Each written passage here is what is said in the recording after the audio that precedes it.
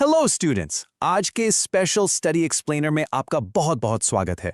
Exams बिल्कुल पास आ गए हैं ना, तो टेंशन बिल्कुल मत लीजिए, क्योंकि आज हम इन नोट्स के जरिए एक बहुत ही मजेदार सफर पर चलने वाले हैं, जिसे हमने नाम दिया है the journey of the machine mind.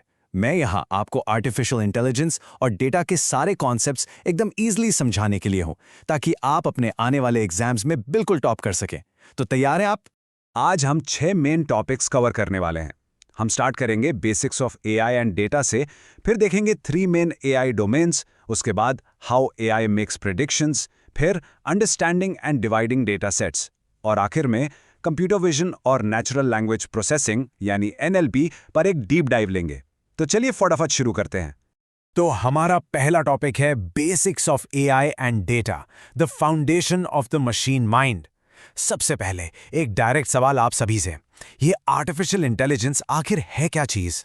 Artificial intelligence यानी एआई इन मशीन्स को कहते हैं जो ऐसे टास्क्स परफॉर्म करती हैं जिनमें नॉर्मली ह्यूमन इंटेलिजेंस यानी इंसानी दिमाग की ज़रूरत होती है, जैसे कि किसी पैटर्न को पहचानना या कॉम्प्लेक्स प्रॉब्लम्स को सॉल्व करना। लेकिन एक बात ध्यान रखिए, हर स्मार्ट दिखने वाली मशीन एआई नहीं होती। कुछ मशीन्स सिर्फ पहले से दी गई इंस्ट्रक्शंस को फॉलो करती हैं, जिसे हम ऑटोमेशन कहते हैं। एआई बिल्कुल अलग है, क्योंकि ये खुद सोच और समझ सकती है। ये पॉइंट आपके एग्जाम के लिए बहुत ज़रूरी है, इसलिए इसको अच्छे से याद कर लीजिए। अब देखिए, एआई बिना खाना खाए तो काम नहीं कर सकती है ना, और एआई का ये खाना है डेटा। डेटा आखिर क्या होता है? ये कुछ भी हो सकता है, नंबर्स, वर्ड्स, इमेजेस या यहाँ तक के वीडियोस भी। वहीं दूसरी तरफ मशीन लर्निंग वो प्रोसेस है जहां एआई सिस्टम्स इसी डेटा का यूज करके ट्रेन होते हैं, ताकि वो अलग अलग पैटर्न्स को आइडेंटिफाई कर सकें। बेसिकली बिना डेटा के एआई कुछ भी नहीं सीख सकती। अब आते हैं हमारे दूसरे टॉपिक पर, 3 main AI domains, the senses of the machine. लेकिन एआई आखिर सीखता कहाँ से है और हमारी दुनिया को कैसे समझता है? पता है, इंसानों की तरह ही एआई के पास भी अपनी खुद की सेंसेस या इंद्रियां होती हैं। सबसे पहले आता है डेटा साइंस, जिसे आप एआई का ब्रेन या दिमाग समझ सकते हैं। ये ब्रेन फ्रॉड डिटेक्शन और सेल्स प्रेडिक्शन जैसे मुश्किल कामों के लिए ऑर्गेनाइज्ड डेटा के अंदर पैटर्न्स ढूंढता है और फ्यूचर आउटकम्स को प्रिडिक्ट करता है। अगर नंबर्स और फैक्ट्स को समझना है तो सच मानिए डेटा साइंस ही सबसे मेन टूल है। तो दिमाग की तो बात हो गई, पर बाकी सेंसेस का क्या? एक तरफ है कंप्यूटर विजन, जो एआई की आईज यानी आंखें हैं। इसका सबसे best example self driving cars और मेडिकल इमेज एनालिसिस है, जहां मशीन्स चीज़ों को देखकर समझती हैं।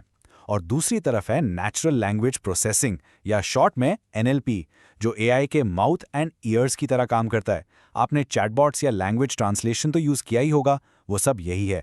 इन एनालॉजीज को अपने दिमाग में बिल्कुल लॉक कर लीजिए। डेटा साइंस ब्रेन है, कंप्यूटर विजन आईज है और एनएलपी माउथ और ईयर्स है। ये एनालॉजीज एग्जाम में 100% काम आएंगी।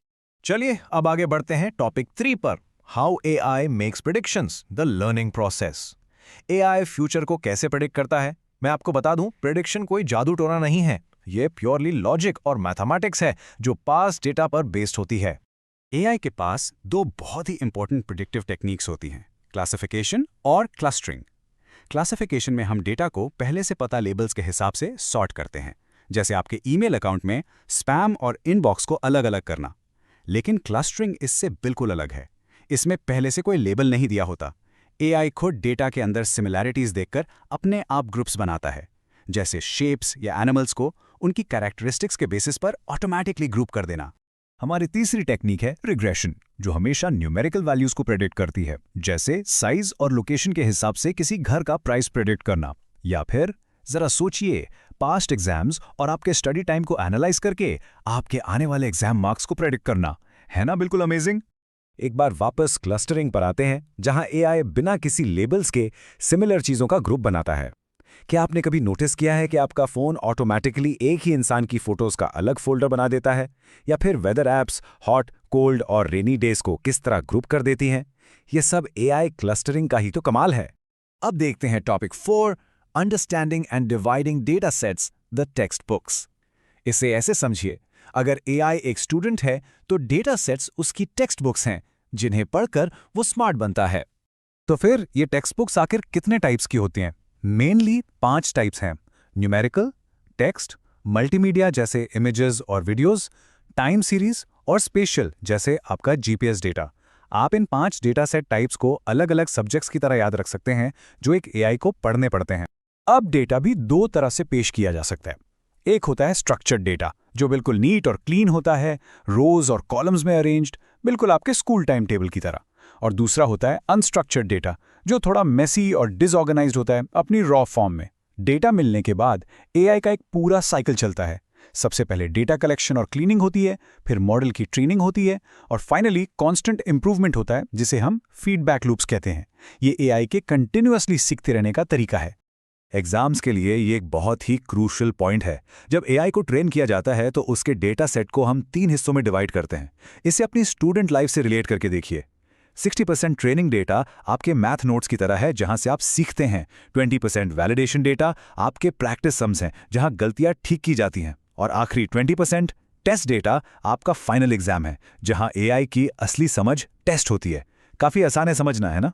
अब आते हैं टॉपिक 5 पे, computer vision in detail, a closure look at the eyes. चलिए थोड़ा डिटेल में समझते हैं कि एआई की आंखें आखिर काम कैसे करती हैं और एक पिक्चर को वो एग्जैक्टली कैसे प्रोसेस करती हैं। देखिए, कंप्यूटर विजन का एक पूरा स्टेप बाय स्टेप प्रोसेस होता है। सबसे पहले होती है इमेज एक्विजिशन, जहां कैमरे के थ्रू इमेज ली जाती है। फिर आता है प्री प्रोसेसिंग, जहां उस इमेज को क्लियर किया जाता है। उसके बाद फीचर एक्सट्रैक्शन होता है, मतलब उस इमेज में शेप्स और कलर्स को पहचानना। फिर आता है ऑब्जेक्ट कैटेगराइजेशन, कि सामने वाली इमेज कुत्ता है या बिल्ली। उसके बाद ऑब्जेक्ट आइडेंटिफिकेशन हमें उसकी एग्जैक्ट लोकेशन बताता है। और फाइनली ऑब्जेक्ट ट्रैकिंग होती है, जहां एक मूविंग ऑब्जेक्ट का लगातार पीछा किया जाता है, बिल्कुल वैसे ही जैसे आप सीसीटीवी कैमराज में देखते हैं। आपको शायद इस बात का रियलाइज भी ना हो, पर कंप्यूटर विजन आपके आसपास हर जगह मौजूद है। आपके फ़ोन का फेस अनलॉक इसका एक सबसे प्राइम एग्जाम्पल है, जो आपके फेस का पूरा मैप बनाता है। इसके अलावा मेडिकल फील्ड में अल्ट्रासाउंड स्कैन्स या अनबॉर्न बेबीज़ की हेल्थ चेक करने में भी यही टेक्नोलॉजी यूज़ होती है। तो इस पॉइंट को अपने नोट्स में ज़रूर ऐड कर लीजिए। चलिए अब हम आते हैं हमारे आखिरी टॉपिक पर, number 6, natural language processing, NLP, a closure look at years and mouth. अब सबसे बड़ा सवाल ये है, एआई हमारी भाषा, हमारी लैंग्वेज को कैसे समझता है?